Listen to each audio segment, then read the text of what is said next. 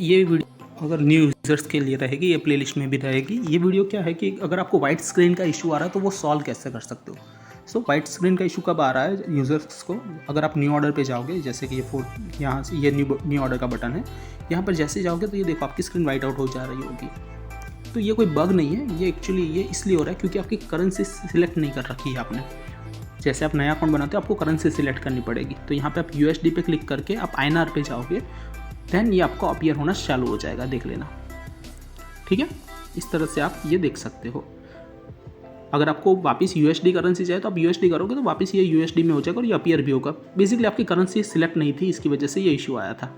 तो बस सिंपल है, आप यहाँ से करेंसी अगर आप चेंज कर लोगे देन ये इशू आपका सॉल्व हो जाएगा। ठीक है।